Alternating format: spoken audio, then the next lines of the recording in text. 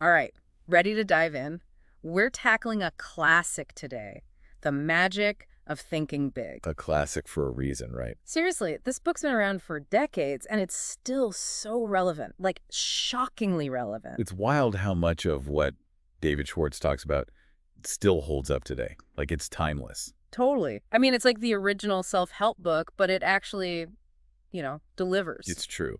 So many self-help books are all like vague affirmations and stuff. This one's different. So different. Schwartz gives you a game plan. Yeah. An actual toolkit for like rewiring your mind. And it all starts with this idea, right? Belief comes before success, not the other way around. Huge. You have to see yourself winning Hmm. even before you begin. And that's what's so powerful about it. And he illustrates it so well, too. Like, he's got this whole thing about this guy named Harry. Oh. Just your average person, nothing special. But he becomes crazy successful. Because he thought bigger. Exactly. He thought 5 times bigger than everyone around him. And that's the challenge Schwartz throws down for all of us, right? Like, what would it look like if you thought 5 times bigger? So good. And he gives all these examples to, like, really drive the point home, like that tool and die maker. Oh, yeah, yeah. Struggling, small house, worried about money. The works. Then he embraces big thinking and boom. Gets a better job, new house, takes his family on international trips. It's a complete transformation. All because he changed his mindset. It's amazing. But, okay, how do we actually do that? Because, I mean, easier said than done, right? Totally. It's like we all have these voices in our heads whispering excuses. And Schwartz has a name for that, excusitis. It's the disease of the failures, he calls it. Love that. My health's not great. I'm too old. I mean, the list goes on. Mercury's in retrograde. Exactly. But the thing is, it's all in our heads. And that's what excusitis is. It's like a mental spam filter, trapping your potential, stopping you before you even start. Oh, I like that. But don't worry, Schwartz gives us the antidote. Lay it on me. One of the most powerful. Vaccination? Vaccination against excuses. Exactly. Refuse to talk about your health negatively. He compares these two guys with diabetes. Okay. One lets it define him. The other one, despite having a severe case, thrives. Wow. It's a powerful reminder that our attitude toward challenges makes all the difference. So don't give in. Like Schwartz says, we have to flip the script. Go from I can't to how can I? Yes, love that. And he uses this incredible example. There's this college dropout who, despite everything, manages to finish his education. How does he do it? He doesn't dwell on the obstacles, right? He focuses on finding a way around them. It's about becoming a problem solver, not, a problem dweller. 100%. And honestly, that ties into another big thing for the book. Your attitude is more important than your IQ.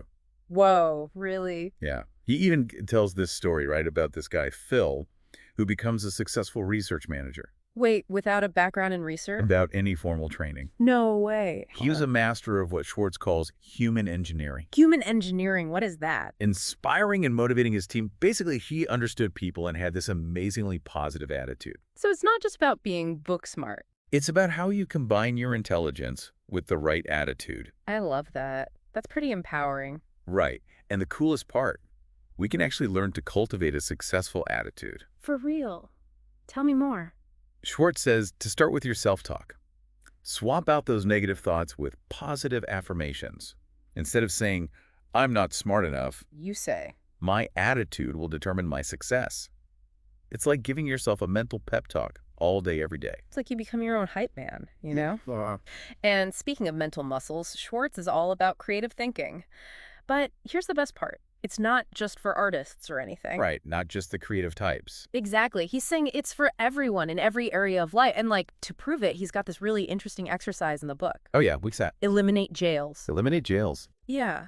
Like picture a world with no prisons. Okay. That's a tough one. Right. Sounds impossible, but Schwartz says when you approach it with this open mind, this how can I mentality, Yeah. you start to come up with these really creative solutions. So it's about flipping the script from that's impossible to how do we make it happen? Yes, 100%. But how do we actually tap into that creative power? Well, Schwartz has got you covered there too. He actually gives some pretty concrete advice. Hit me with it. Become and this is a direct quote, human researcher. Human researcher. I like it. It's about becoming like a detective of knowledge, right? Always asking questions, really listening to the answers, and not just from, The usual suspects. So branch out. Exactly. The more diverse your sources, the more you're going to fuel your own creative fire. I dig it. It's like crowdsourcing for your brain. Totally. And I love this next one, visualization. Schwartz talks about creating this clear image in your mind of your future self. Like 10 years down the line. Yeah, exactly. But it's not just daydreaming. No. It's about really setting a course for your life. Like that vision becomes your North Star. Guiding your decisions, your actions. I love that. It's like having an internal GPS, keeping you locked onto your goals. And speaking of goals, Schwartz is all about setting those big, ambitious goals for yourself. Shoot for the stars, right? But, and this is key, it's not enough to just like write them down. Oh, I know this one. You got to break them down. Yes. Smaller, actionable steps. He actually is this great example in the book, this insurance salesman. Okay, yeah. He uses visual aids, right, to break down his plan for the client step by step. So it's not even just about the product, it's about painting this picture. Exactly. Showing them the path, how each step leads to their desired outcome. Building a bridge to their goals, one manageable step at a time. Okay, so we've got thinking big, overcoming excuses, tapping into our creativity. But what about leadership? Where does that fit in? That's a great question. Well, Schwartz definitely sees a strong connection between our thoughts, our actions, and our ability to lead. And to make his point, he tells this fascinating story. There are these two elementary school teachers. One is like super relaxed. Oh, no. No rules, chaos in the classroom, right? The other teacher, though, high expectations, clear boundaries, structured environment. Let me guess. The kids in the structured class were more successful. Spot on. And it just goes to show our attitudes, our actions as leaders, it directly impacts everyone around us. It's like that saying, right? You become the average of the 5 people you spend the most time with. So true. So surround yourself with great leaders, and chances are you're going to level up too. Absolutely. And Schwartz actually offers a bunch of tips for becoming a better leader yourself. Oh, like what?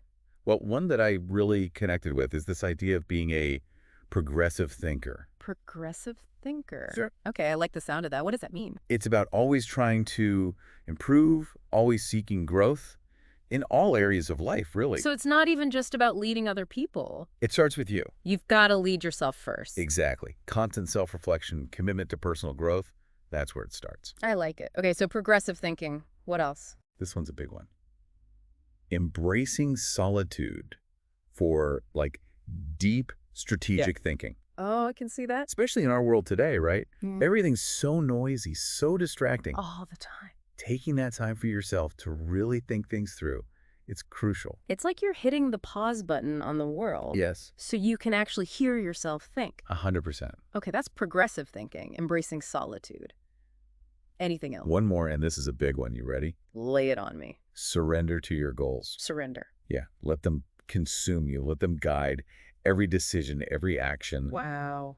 That level of commitment, that's when the real magic happens. It's like that feeling when you're like so engrossed in a project that you completely lose track of time. Exactly. You're in the zone. You're firing on all cylinders. Yeah. Totally. And this is like that, but with your life's goals. Exactly. It's powerful stuff. So powerful. It's like you're not just aiming for your goals, you're letting them completely take over. Exactly. You're all in. Love it. You know, one thing that really stuck with me is this idea of managing your thought environment. Oh, yeah, the garden analogy, right? Exactly. Our minds are like gardens. We have to be aware of what we're planting and like nurturing in there. Because if you're not careful, the weeds take over. Right. And by weeds, we mean like negative thoughts. All that stuff. Limiting beliefs, Schwartz calls them thought poisons. Things like gossip, negativity, self-doubt. They can really sabotage your big thinking. They're like energy vampires, zapping your enthusiasm. So we got to be careful about who we let into our lives, right? And what we let into our heads. Books, podcasts, the news. It all makes a difference. Surround yourself with people who lift you up, who inspire you, who challenge you to think bigger. 100%. Yeah. And don't be afraid to do a little thought weeding of your own. I love that. Challenge those negative voices, Mm-hmm. Replace them with positive self-talk, those I can do this mantras. It's like giving your mind a good Marie Kondo-style decluttering. Yes. Out with the negative, in with the positive. Exactly. And once you've created that healthy thought environment, it's time to plant those seeds of big thinking. And water them, nurture them. And it all starts with that belief in yourself. Absolutely. Believing in yourself, even when others doubt you, That's huge. Because negativity is contagious. But so is positivity. So true. Like if you're hanging out with a bunch of negative Nancys, it's easy to get sucked into that. It's true. You start to doubt yourself. Exactly. But when you're around people who are positive, who are going after their dreams, It changes everything. it's infectious. And that's what you want, right? Yeah. To be surrounded by people who are pushing you, inspiring you Totally. to think bigger. Okay, so choose your company wisely. Find those mentors, role models, friends who are like on the same wavelength. People who embody that believe big mentality. Because as Schwartz says, and this is so good, Hit me with it. believe big and grow big. Ooh, I love that. So Yeah. simple, yet so powerful. Right. It all comes down to that belief in yourself. It's the foundation for everything. It truly is. So nurture that belief, water it, let it flourish. Because when you believe in yourself, anything is possible. Well said. Well, folks, there you have it. A deep dive into the magic of thinking big. It's a classic for a reason, right? Absolutely. Timeless wisdom, practical strategies, and it's all about helping you unlock your full potential. So good. I highly recommend checking it out if you haven't already and revisiting these ideas because they're powerful. Put them into action. Yes. Why? Start thinking bigger today. Who knows what amazing things you can achieve when you set your mind to it? Sky's the limit. Because it all starts with that first big, bold thought. Think it, believe it, achieve it. I love it. All right, that's it for today's deep dive. We'll catch you next time. Until then, keep thinking big.